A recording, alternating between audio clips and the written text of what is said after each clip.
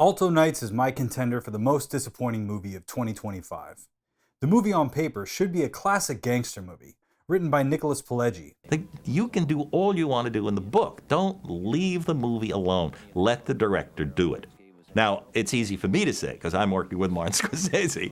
The Alto Nights stars Robert De Niro, but instead of the energetic direction of Martin Scorsese, this movie's directed by Barry Levinson, who directed Rain Man, The Natural, and Good Morning Vietnam. The Alto Nights is about Frank Costello, one of the richest mob bosses in American history, and Vito Genovese, one of the most ruthless mob bosses in American history. Now this might have been an interesting concept 20 or 30 years ago, when Bob would be the appropriate age for Costello, but in the Alto Nights, it's just twice as much evidence that De Niro can't play these roles anymore. All problems are associated with the cast being too old. The naturalistic minimal dialogue that would have worked in other Pileggi stories is tired here. The Irishman, which I consider to be a great movie, had similar problems with Bob's old guy movements compared to others. The worst part isn't even the face. It's the scene where he takes his daughter to the grocery store. And then as like supposed to be a 30-year-old man beats up a grocer. Everybody clipped that one and it looks 90. ridiculous. But then all of the scenes where he's like, you take the guns and you dump them in the Schuylkill River, and then he throws things like he just sort of like rotates. Like he can't lift his arms. Right, yeah. He looks like John McCain. He has the same mobility as like one of those like sunglasses carousels at fucking CVS. He just sort of like rotates and shuffles when around. he's in the fucking war and the guys he's killing are 70 years younger than him. Right. And he's like, you know, he can't even lift the rifle up all the way. The movie also had questionable de-aging graphics, but Scorsese worked around these areas, and it was easier to accept this based on the movie's qualities as a whole. Levinson, unfortunately, is not Scorsese, and does the movie no favors. The entire movie feels low energy, the camera work is generic and lacks coverage. The editing isn't crisp or energetic. The movie would rather use still image montages and archival footage with narration, rather than go out and film the background lore that is being shown, something that Goodfellas and Casino avoided. We lived in America. America was the land of opportunity. Yankee Doodle Dandy and all that. The way I saw it, everybody takes a beating sometime.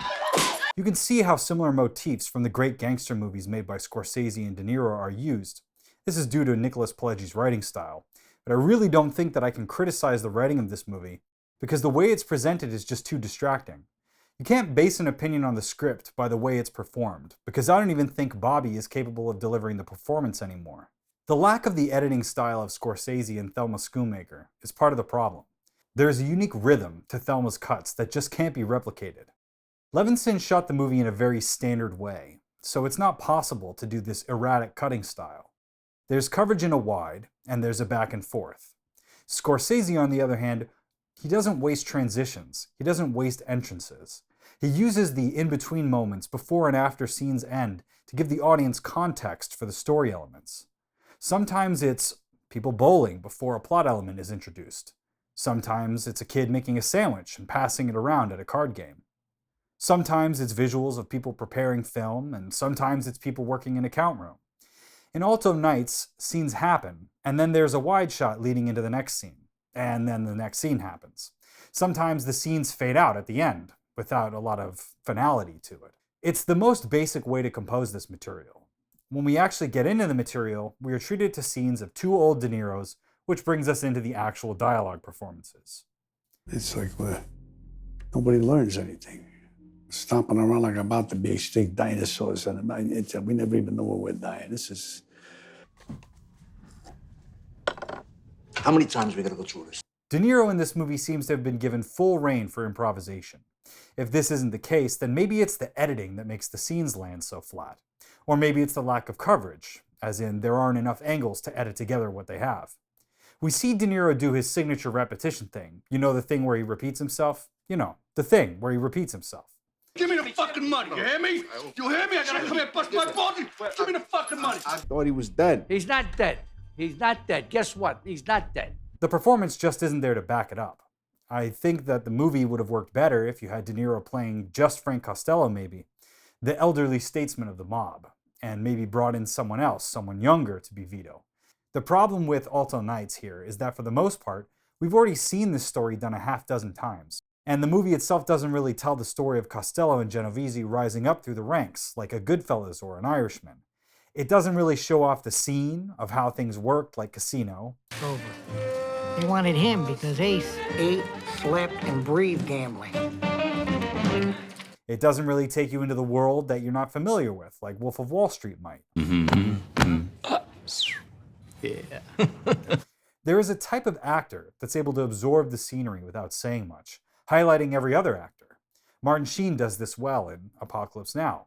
Ryan Gosling does this well in just about everything he's in. De Niro is this type. He allows the boisterous characters of Pacino or Pesci to bounce off him in a way that another De Niro just could never do for De Niro. No, you said I'm bringing heat on you? I gotta listen to people because of your fucking shit? You're ordering me out? You better get your own fucking army, pal. Because you're going to take us all down. This is not the way. You know, it's just a matter of time you're going to get pinched. You got away with 2 murders already. They're looking to get you. They're going to get you. They will get you. They will get you. You know that. I didn't do anything. I mean, I didn't order you or anybody. I only told Andy Stone that you had a lot of heat on you, and that was a problem. You want me to get out of my own fucking town? Yeah, I said, let the bullshit blow over for a while so I can run the casino. Anything goes wrong with the casino, it's my ass. It's not yours, it's my ass. Let's remember something. I put you where you are today. It's because of me. Because of me. And if I were you, I would okay this because this is too big. I gotta tell you, it's too big. I don't know whether you notice or not, but you only have your fucking casino because I made that possible. I'm what counts out here, not your fucking country clubs or your fucking TV shows. Someone else should have played Vito if they were going for the old hot-headed gangster versus level-headed racketeer thing that works so well in Casino and was subverted by Pesci and Pacino in The Irishman. Right then. Al and I had some scenes together, and I said, oh, God, I hope he doesn't start blowing up at me the way I know Al can blow up, because then what am I supposed to do? Am I going to blow up back? And he said to me, you don't blow up at all in the scene. And I said, great, as long as he doesn't blow up at me. No, it's out there. It's out there. You put it, fuck those guys. I mean, you tell them, it's like that. It wasn't directed at me. He said, just stare at him and... That's what, remember you said, should we do an ad-lib thing? I said, I'll do whatever you want. I said, but I think he wants you to blow up a little bit. Well, some people say I'm not showing appreciation. Well, then fuck them. Gotti 1996, a movie that I find very underrated, is another great example of this dynamic. Armand Assante as John Gotti is explosive, while William Forsythe is simmering but quiet. You devoted your life to this thing. You never backdoored nobody. You never took a fucking dime wasn't yours. What do you want me to do? You want me to blow the fucking book out right now? Here, I'll do it right now. Hey, off the record, John, I don't think anybody would have cried if Mr. Neal got it. But, it's Cosa Nostra. We got the boss we got. Here's the genuine subject. To the boss. To the boss. The music is another issue. It mostly provides low-energy splashes of violin. There really isn't any memorable leitmotif or theme. The music itself doesn't jive with the source material from the time period. It's just generic textures and some rhythm. The way this movie is shot sometimes feels like it's a movie, and sometimes it feels like you're looking at a monitor on set, where it hasn't been processed at the post house at all. Now, that could be the way that the scenes are lit. Every scene feels underlit somehow. I don't know if it's the fact that LED panels can't replace the look of tungsten, xenon, or arc lights, or because they want to use source lighting, but it just looks awful.